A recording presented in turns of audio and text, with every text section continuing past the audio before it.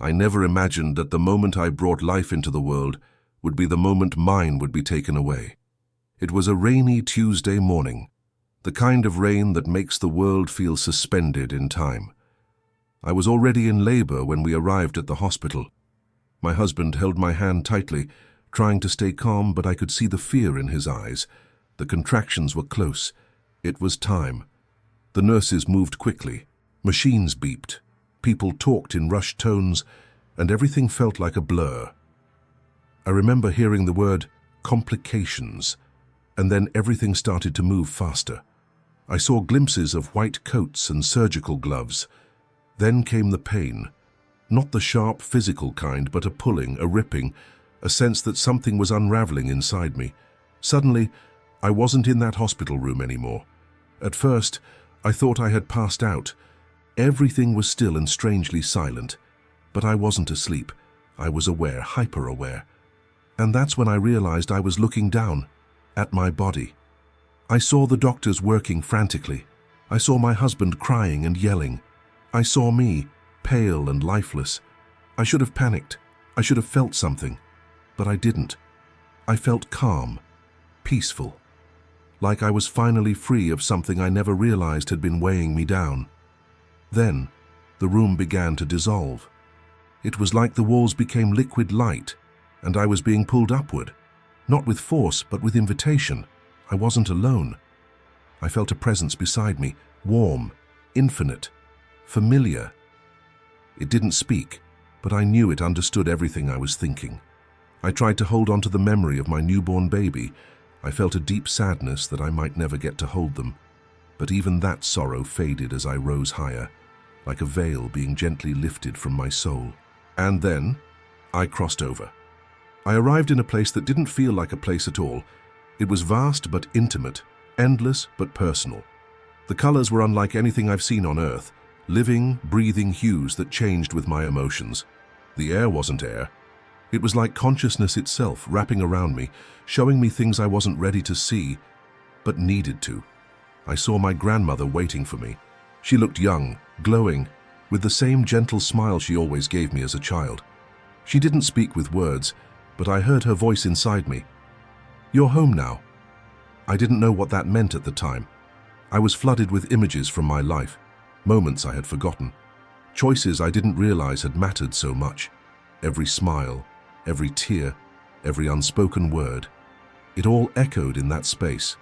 And then I was shown the truth.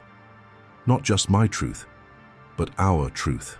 The truth of this reality, this world we think we know. I was taken, no guided, to what looked like a veil. A thin, shimmering barrier that pulsed with energy. Beyond it, I saw something I still struggled to describe. It was layers, realities upon realities. Some looked similar to ours, others were alien. There were dimensions of light and dimensions of darkness, and in the center of it all, a kind of intelligence, a source, not a person, not a figure, but a presence so vast, so loving, so all-knowing, that my soul trembled just being near it. I understood then. Our world is only one thread in a much larger tapestry, a projection, a lesson, a moment in eternity. And that's when I was shown my contract. Yes, a contract, not written on paper but etched into my very being. It was the agreement I made before coming to Earth. I had chosen this life. I had chosen that birth. I had even chosen the pain, the lessons, the people, everything. The being beside me, my guide, my guardian, my soul companion, showed me the reasons behind it all. Why I suffered through childhood loneliness, why I feared abandonment, why I was meant to become a mother, even if only for a brief moment in this realm. It wasn't punishment, it was growth. But then came a moment I wasn't ready for. I was offered a choice. I could stay, or I could return. I looked back and saw my child, so tiny, so fragile. I saw my husband, broken, begging for me to come back. I felt a pull in both directions, one of peace, one of love. And then, I heard the crying of a baby echoing through the light. It wasn't just a sound, it was a call. And in that instant, I knew. I had to go back. Returning wasn't simple. The moment I made the choice, the light around me began to pulse with urgency. My guide turned toward me, not with sorrow, not with joy, but with a deep reverence. As if this act of returning to the human experience, despite the pain it carried, was something sacred. I remember asking, not with words, but with the rawness of my soul, "Will I remember this? Will I remember the truth?" The answer came instantly, not in sound, but as knowing. "You'll remember. Enough." And then, everything shifted. The peaceful stillness gave way to chaos. I was falling, not through space, but through sensation. A violent, crushing pull, like being squeezed through the eye of a needle. I felt my body again, heavy and trembling. I felt the sterile cold of the operating room. I felt pain, real, human pain. And then, breath. My first inhale after death, my return to the world. Voices screamed around me. Machines wailed. A nurse yelled, "She's back!" I couldn't open my eyes. I couldn't speak. But I was there, trapped once again in the body I had left behind. It took hours before I could truly move, days before I could walk, and weeks before I could even begin to process what had happened. They told me I had coded on the table. My heart had stopped for 4 minutes. They had declared me dead, 4 minutes that felt like eternity. 4 minutes that rewrote the very fabric of my understanding. I was changed, but how do you explain the unexplainable? How do you return from death, from the other side, and speak of light and contracts and dimensional veils to people still trapped in their bodies, their pain, their forgetfulness? I tried. At first, I tried to keep it to myself.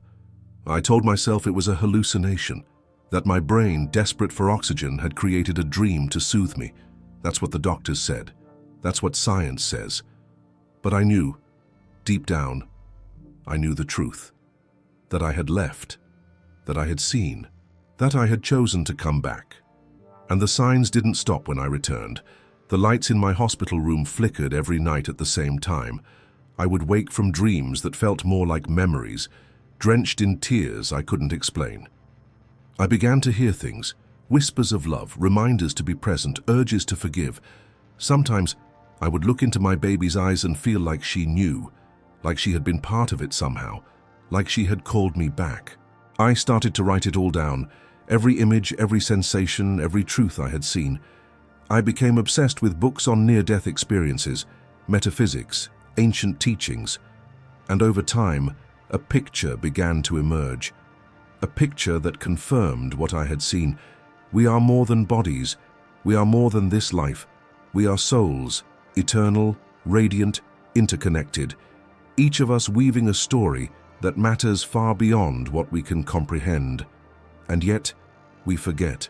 The forgetting is part of the design. Without it, we couldn't learn, we couldn't grow. We couldn't choose love in the face of fear or compassion in the face of cruelty. The forgetting allows us to become. But now, I had seen behind the curtain, and that changes everything. I began to notice patterns, moments of déjà vu that weren't just coincidence.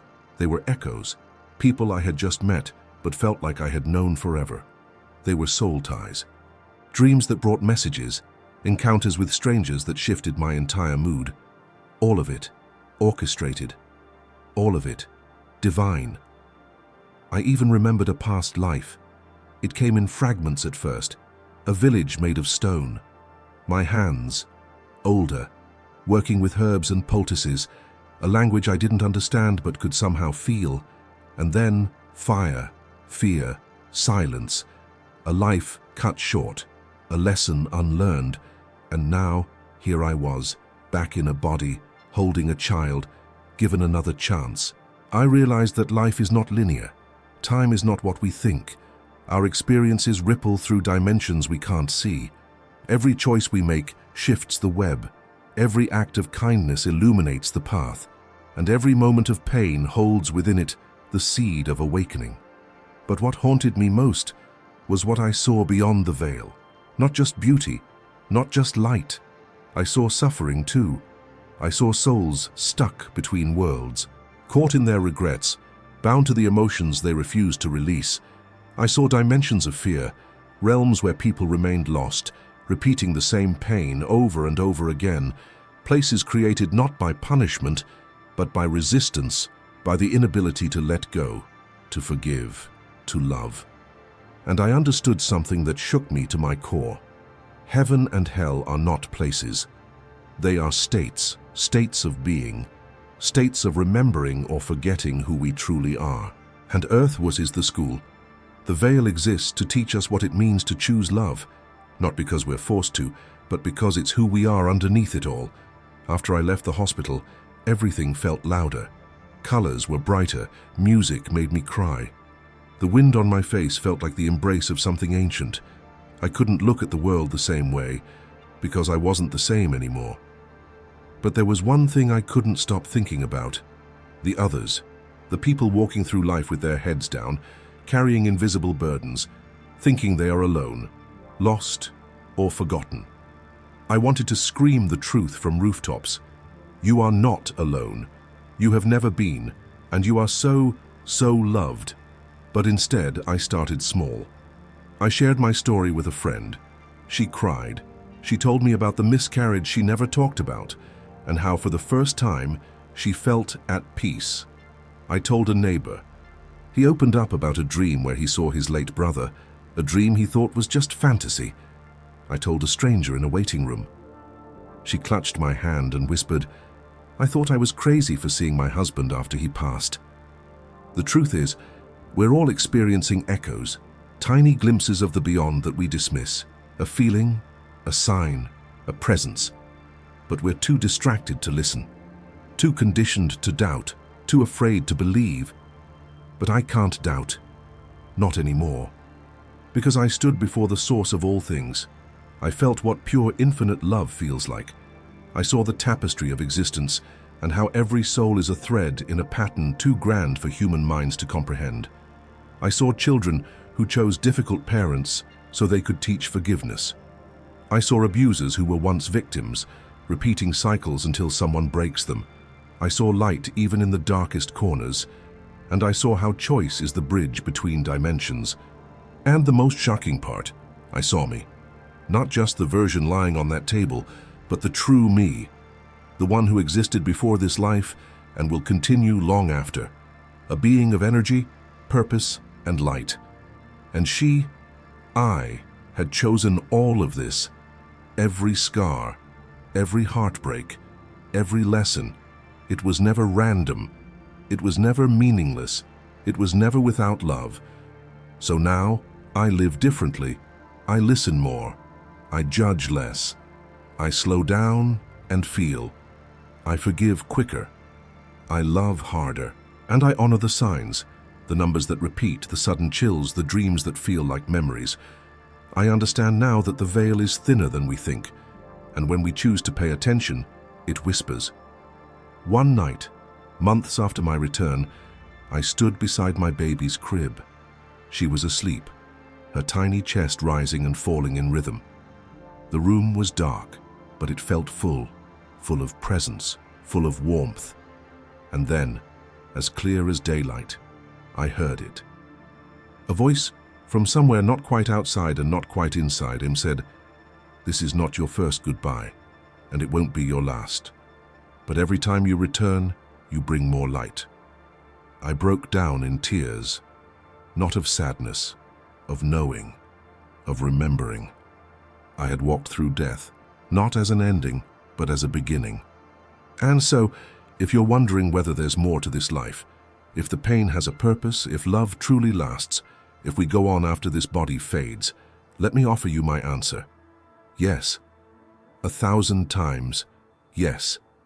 This world is just the surface, a beautifully crafted illusion designed to teach our souls what eternity cannot, how to love when it hurts, how to choose when it's hard, how to see light when all we know is darkness. And when we die, we don't disappear. We return. We awaken. We remember. There is no death, only transition, only expansion, only more. I share this not because I want to be believed, but because I know someone, somewhere, needs to hear it, needs to feel it, needs to be reminded of what they already know deep inside. You are eternal.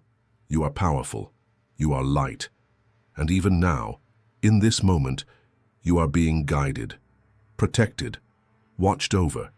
This life is precious, but it is not all there is.